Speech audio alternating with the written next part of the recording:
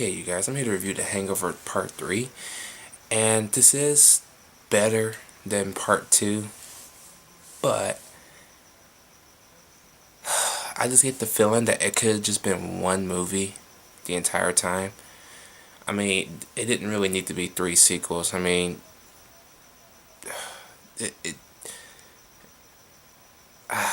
let's just get into it. The film basically starts off where John Goodman kidnaps the wolf pack, and tells them he wants Chow because Chow owes him a lot of money, and if they don't get him Chow, he'll kill Doug. Okay, and while they were right before they were kidnapped, they were taking Alan to rehab so he can get better and get well.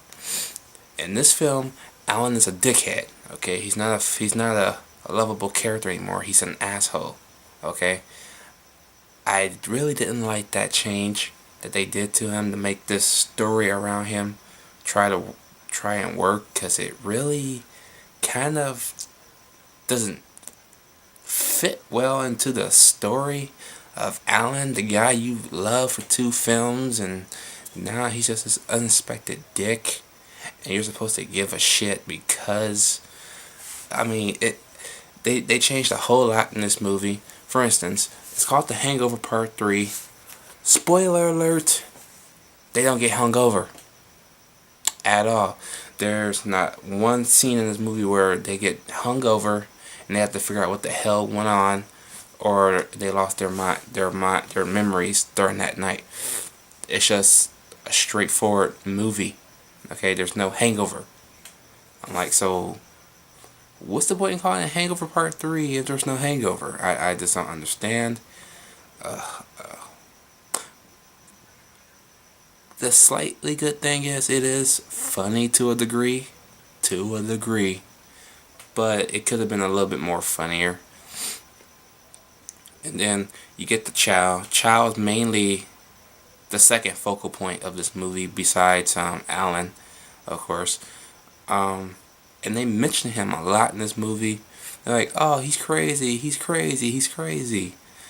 The amount of time much they say he's crazy in this movie, you actually think he's like psycho crazy or something like that. But he's not really that nutty. Nobody is that nutty unless you're Norman Bates. Okay, I'm just saying. John Goodman does a good job in here. Melissa McCarthy does a good job in here.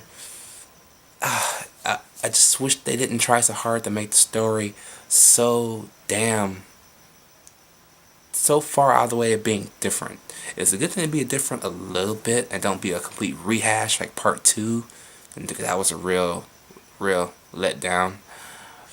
So I appreciate what they were trying to do, but I just get the feeling they try to change too much of it.